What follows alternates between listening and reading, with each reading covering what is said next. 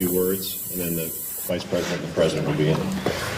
After that, we have time with Administrator Pruitt, Administrator McMahon, and Secretary Mnuchin, where they will give brief remarks and then be available for questions. So if anybody, feel free to ask away, and we look forward to the interaction and what you have to say. So just stand by for another moment and we will be able to get started. Thanks very much.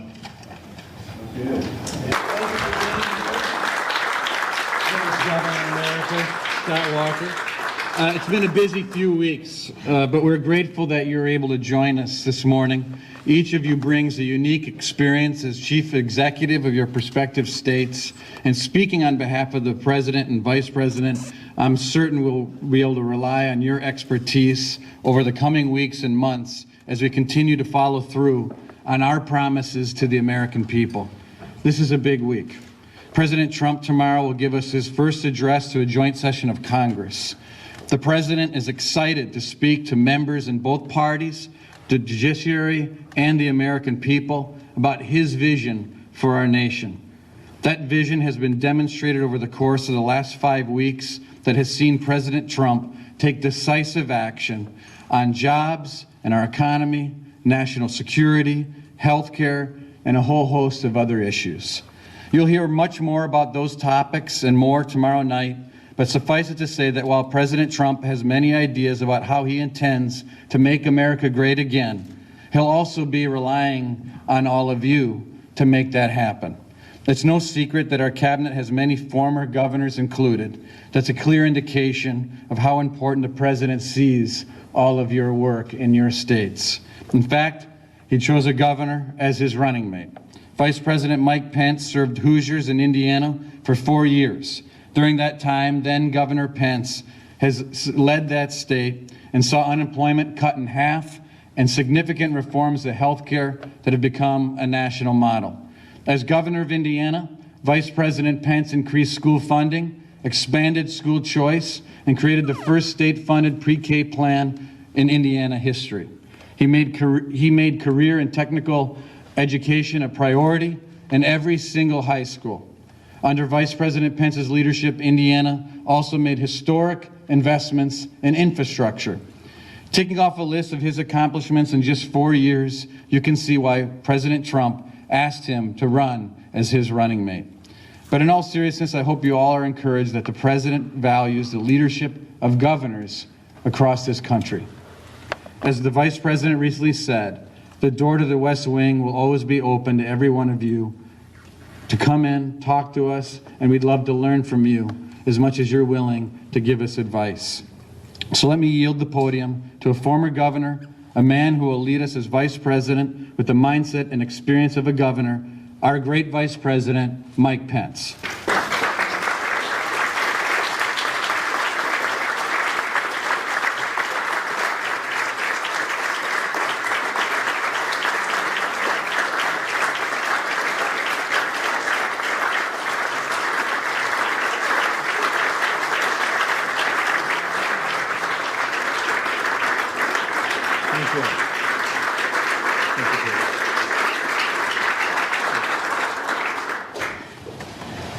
Thank you so much, Reince Priebus, and good morning to all, to Chairman McAuliffe, to Vice Chairman Sandoval, America's governors, our cabinet officials. It is an honor to be with you today, and an honor to have the privilege to welcome you to the White House.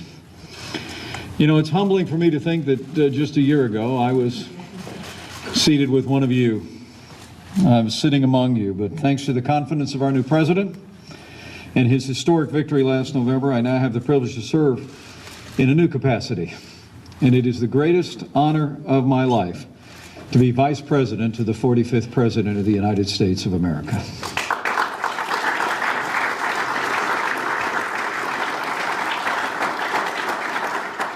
And let me speak as a former governor for just a moment.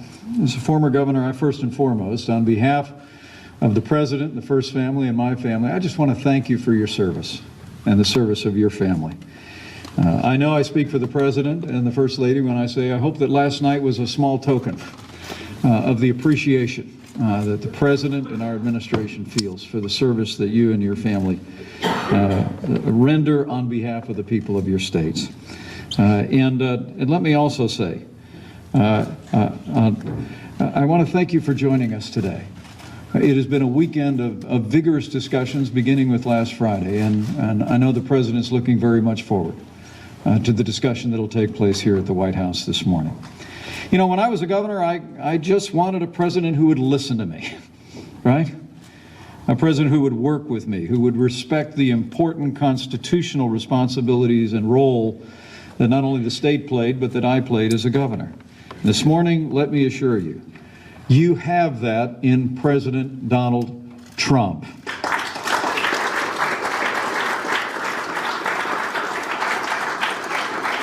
The President recognizes that America's governors have a unique responsibility and a unique perspective that will be an important part of the national debate now and going forward. The President's viewpoint, you are the CEOs of your state, and the CEO who has become President of the United States understands that, and he has directed our entire administration to work with you in crafting solutions that will improve the lives, the prosperity, the security, and the well-being of the people that we all serve. And rest assured, today is an annual meeting, but it is just a beginning of what we anticipate will be an ongoing dialogue. And I know the President and I and this administration look forward to partnering with you as we make America great again. Under President Trump's leadership, I truly do believe that this is a new day for state and federal collaboration for the betterment of the American people. And we look forward to working with you on a range of issues. We'll talk about today, I expect, from health care to transportation to public safety to education, and most importantly, for jobs. I expect we'll have our differences, but at the end of the day, we'll never forget in this administration what you never forget, and that is that we, all of us, each of us, have the awesome privilege of serving the great people of the United States of America together, and we'll stay focused on them. Now, I believe this administration will be the best friend America's governors have ever had, because we have a president who recognizes that when your states succeed, America succeeds. So now it's my great privilege to introduce to you my friend, our host, a man I've come to know. I like to say he is a distinctly American leader. Broad shoulders, clear vision, a big heart. He loves his family and he loves this country with an unshakable faith in the American people. So ladies and gentlemen, governors, members of the cabinet, the President of the United States.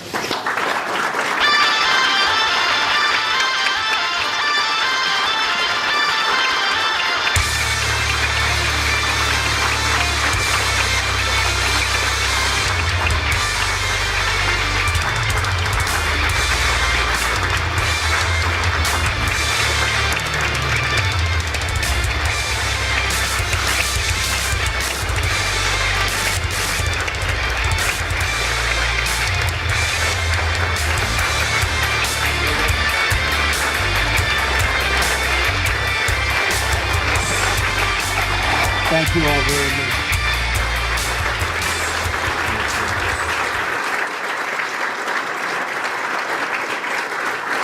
Thank you. Wow.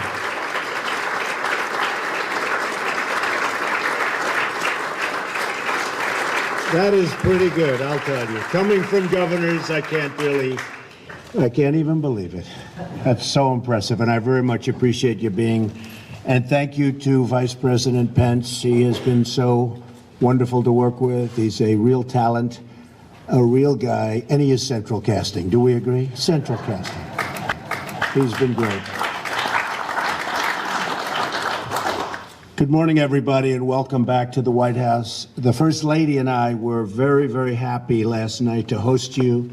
We saw some real talent, military talent, musicians who were fantastic, and everybody enjoyed it.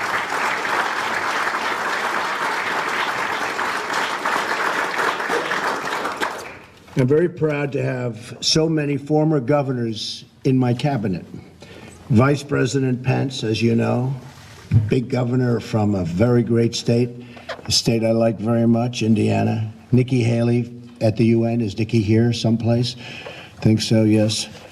We have Rick Perry is going before. We're trying to get people approved. We can't get them out.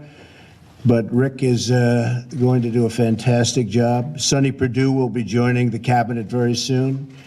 Terry Branstad will be our ambassador to China. An interesting story on Terry. Every time I spoke in Iowa, he'd say, please don't say anything bad about China. I said, what do you mean?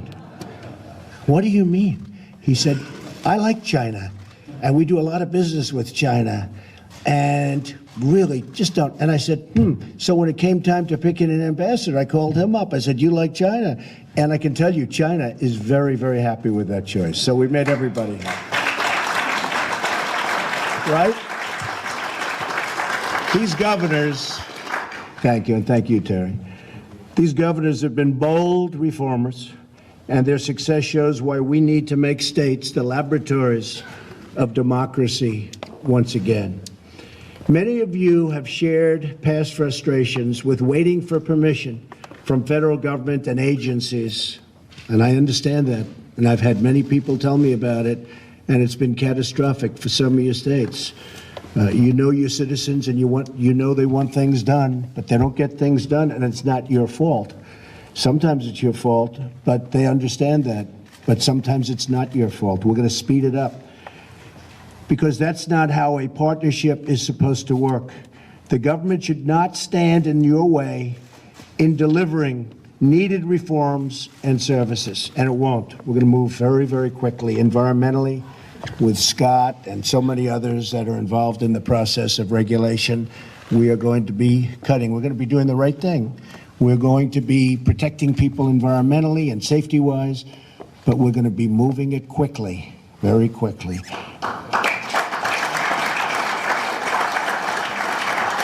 And I can, speaking of that, I know many of you, and I've spoken to some of you last night about it, have many projects that are just literally tied up because of environmental concerns, and it's been in for years and years and years. The project your state wants, great for employment. Everybody wants them, and they couldn't get them out of environmental protection, and we will get them out. Now, that doesn't mean they're going to be approved, but they'll be rejected quickly. One way or the other. They'll be either rejected quickly or they're going to get approved. I would say most will be approved, but you're going to know you're not going to wait 9 years or 11 years, some of the horror stories that I've heard.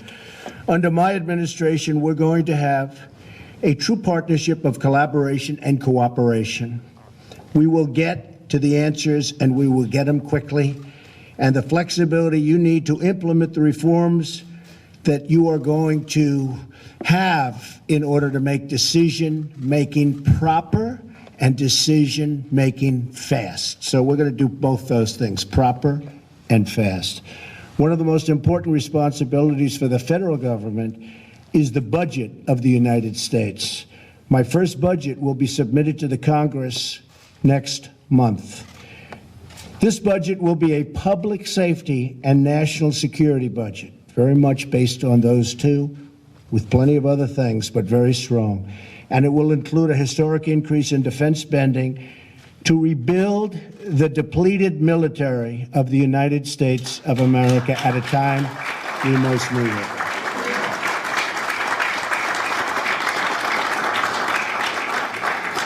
And you'll be hearing about that tomorrow night in great detail. This is a landmark event, a message to the world in these dangerous times of American strength, security, and resolve. We must ensure that our courageous servicemen and women have the tools they need to deter war, and when called upon to fight in our name, only do one thing: win. We have to win. We have to start winning wars again. I have to say, when I was young in high school and college, everybody used to say, we never lost a war. We never lost a war. You remember? Some of you are right there with me, and you remember we never lost a war. America never lost. And now we never win a war. We never win. And we don't fight to win. We don't fight to win. So we either got to win or don't fight it at all.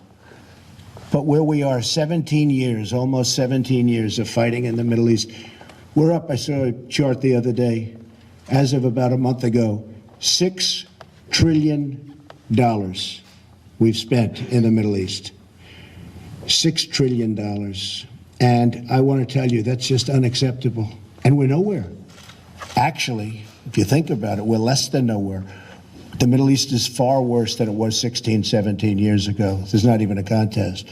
So we've spent $6 trillion. We have a hornet's nest. It's a mess like you've never seen before. We're nowhere. So we're going to straighten it out. This defense spending increase will be offset and paid for by finding greater savings and efficiencies across the federal government. We're going to do more with less. I got involved in an airplane contract. I got involved in some other contracts, and we cut the hell out of the prices. I mean, we saved a lot of money, tremendous amount of money, beyond anything that the generals that were involved, they said they've never seen anything like this before. On one plane, on a small order of one plane, I saved $725 million. And I would say I devoted about, if I edited up all the calls, probably about an hour. So I think that might be my highest and best use. Because if we can do that, our budget will be, might be my highest and best use. And there are many other places it's all the same. And in one way, that's a good thing, because we have an answer. And David is going to do a fantastic job at the VA. I say David is sitting there shaking his head. Stand up, David.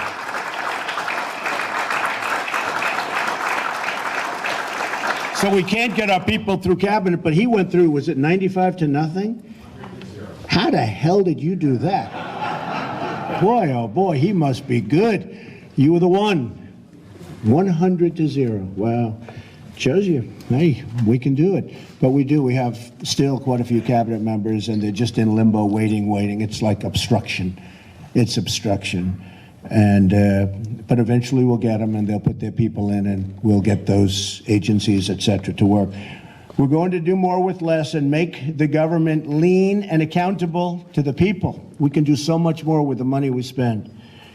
With the $20 trillion in debt, can you imagine that?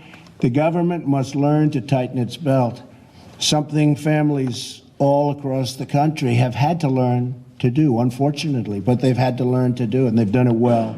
My budget increases spending, and the increase in all spending for federal law enforcement also, and activities having to do with law enforcement, will be substantially increased, and we will fight violent crime. You look at what's happening in our cities.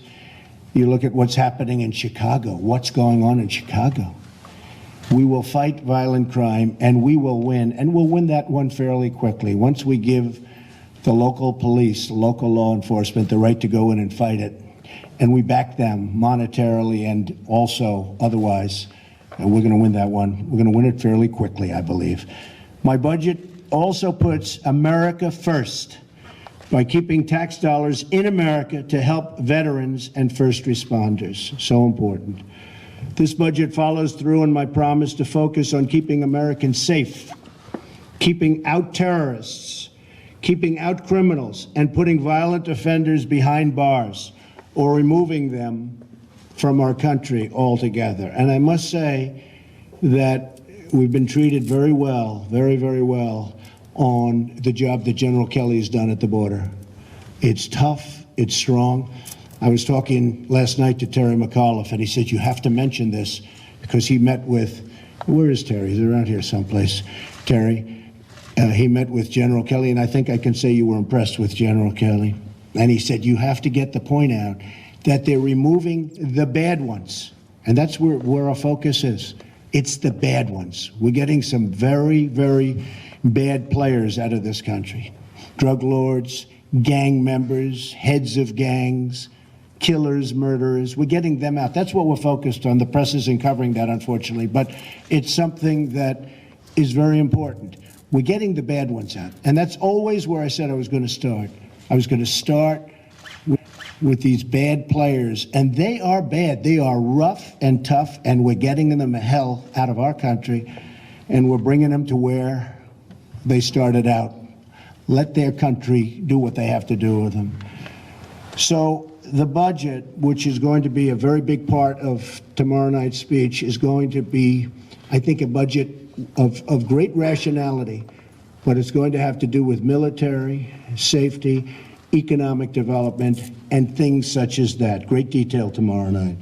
We're also going to do whatever we can to restore the authority of the states when that is the appropriate thing to do. We're going to give you back a lot of the powers that have been taken away from states and great people and great governors, and you can control it better than the federal government because you're right on top of it. You have something that's controllable. So I think that's going to be very important. You see that already taking effect. We have to let the states compete and to see who has the best solutions. They know the best how to spend their dollars and how to take care of the people within each state. And states are different, and people are different. So the governors are going to have a lot more decision-making ability than they have right now. All states will benefit from our economic agenda. We will reduce taxes very, very substantially and simplify the tax code. We're also going to make taxes between countries much more fair.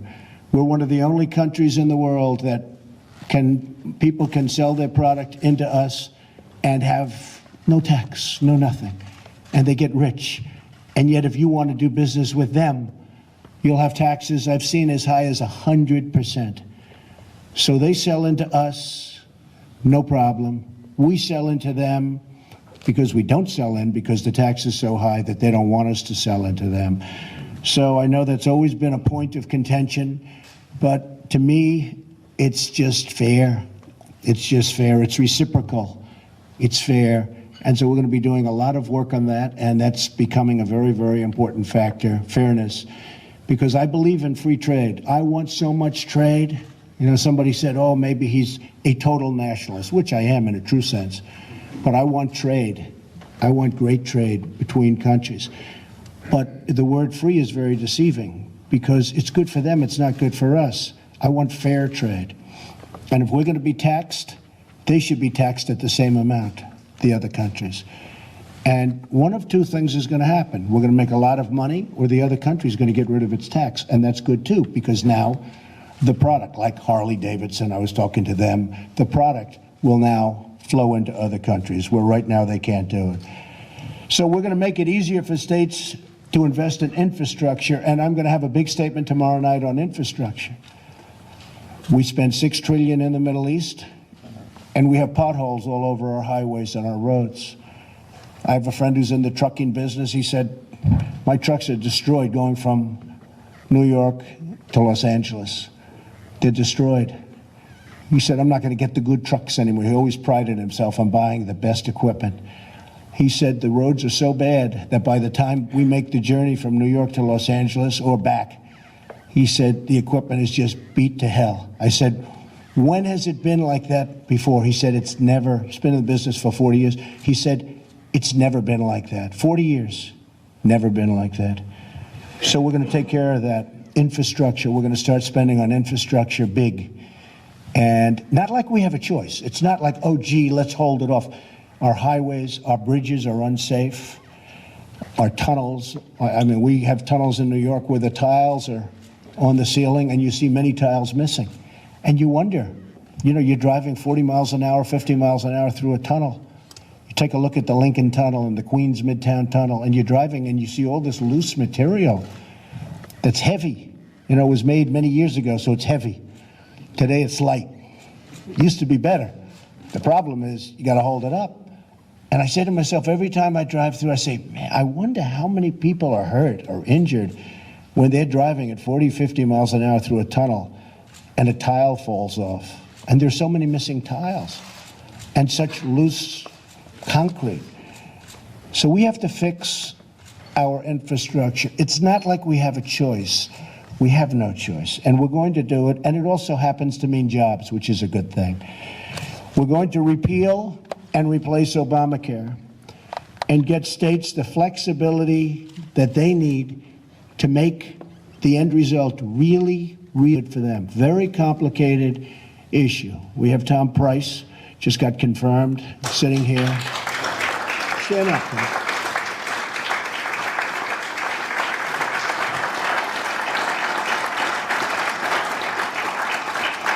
And I spent a lot of time with Governor Walker and Governor Rick Scott the other day. We were talking about it. They're really very expert on the subject, and I want to thank them. They spent a lot of time with me. Governor Christie, who's here someplace. Where's Chris?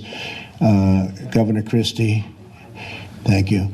And so we have a lot of talent and a lot of expertise here, I will tell you. And we have come up with a solution that's really, really, I think, very good. Now, I have to tell you, it's an unbelievably complex subject. Nobody knew that healthcare could be so complicated.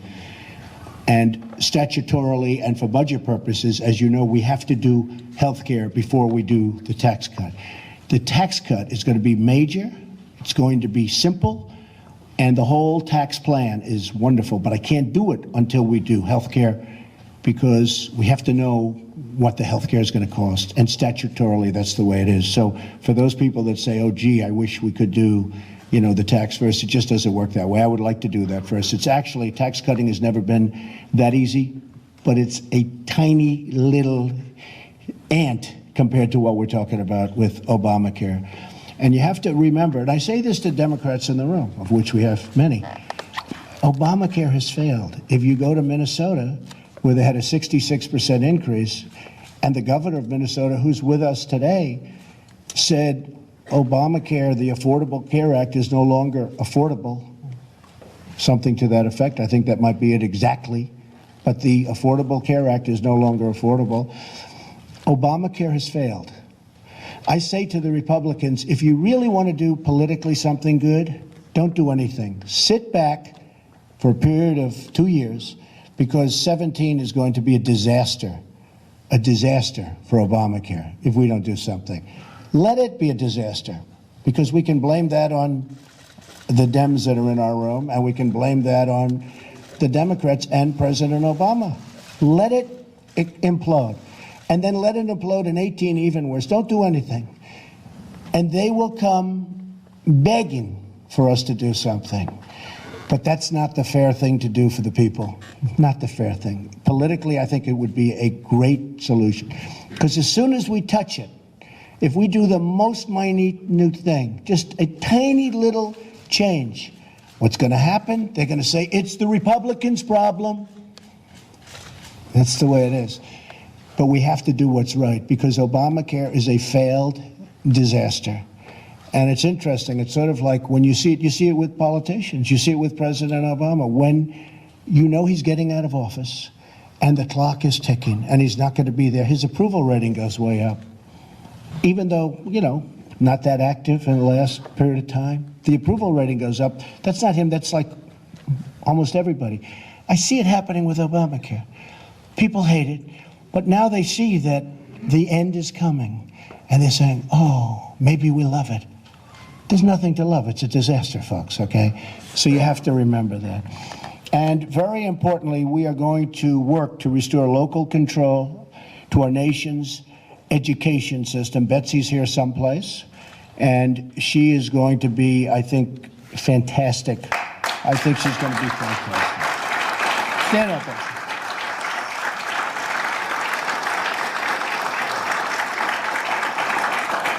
Betsy feels so strongly, and she's had such support from so many people. You know, you don't see that too much because you see the anti, you never see the positive. But I can tell you, I've had so many calls while she was going through that horrible process. That was a tough, tough, nasty process. And she hung in. She was strong as you get. But so many people were calling Betsy saying, you will do such a fantastic job once you get it. It's like sometimes I'd say it's much tougher to get into Harvard than it is to stay there. Does that make sense? It's tougher to get into the Wharton School of Finance. You can't get in. But if you get in, it's fine. You get through, right? I think you're going to do a fantastic job, and we're very proud of you. And you took a lot of heat, but you're going to do great. So she wants to bring decision-making powers back to parents, back to the families, and back to the states, where they can really control education. And just finally, I'm looking forward to working with you on these projects and so much more. We're going to do these projects and so many more. And I thank you all again for being here. It's going to be so much more. We're going to do these projects and so many more. And I thank you all again for being here. It's going to be a really productive discussion, so productive that I'm going to ask the press to start leaving. because I wouldn't want them to see any great productive session, but that we're seeing it and hearing about it.